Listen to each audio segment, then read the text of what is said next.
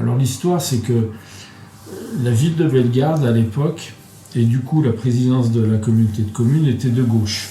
J'ai travaillé pour eux sur Bellegarde, pour la ZAC de Musinins. Et quand est arrivé le projet de Montière, ils n'ont pas organisé de concours, c'était pas obligatoire à l'époque, et ils ont voulu que ça soit moi. C'était une commande donnée.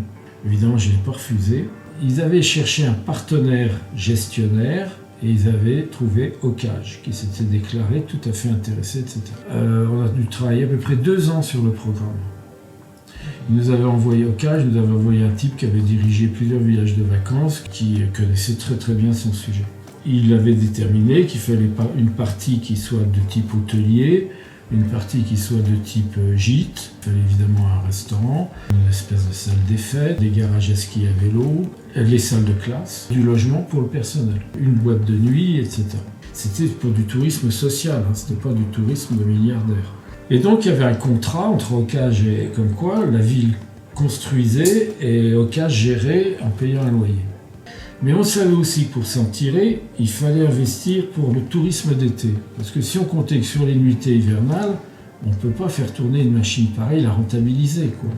Il avait été réfléchi toute une stratégie qu'il fallait tôt ou tard faire des tennis, un mini-golf, qu'il fallait un plan d'eau, mais le plan d'eau aurait fait réserve d'eau pour la neige. On avait commencé à imaginer qu'on aurait peut-être une succession de plans d'eau, dont un d'entre eux qui aurait pu faire piscine naturelle.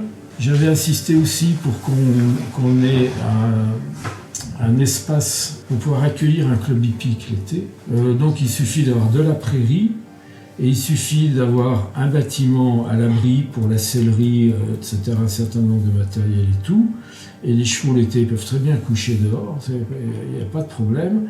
Et du coup, on a des chevaux qui sont heureux et on a des gens qui soit confirmés vont profiter, soit ils vont apprendre. Et du coup, toute la promenade en moyenne montagne, c'est l'idéal, quoi. Donc, la collectivité avait toute une stratégie très importante.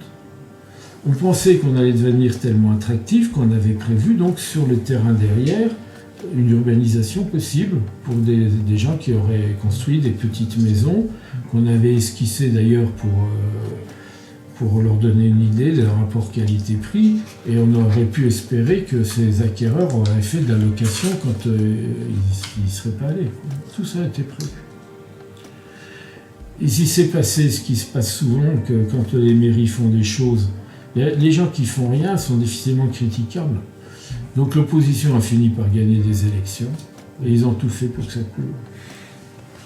Et Ocage a dit je m'en vais, on a d'autres projets, on a d'autres philosophies, et après je crois, je ne sais plus si c'est 4, 5 ou 6 ans, Ocage est parti. Une vraie catastrophe, économiquement.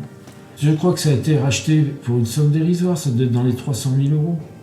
La municipalité s'est fait rouler par Ocage, et d'une part, et d'autre part, ses adversaires politiques ont été ravis que ça coule. C'est effrayant, hein. Voilà, c'est une histoire très, très triste.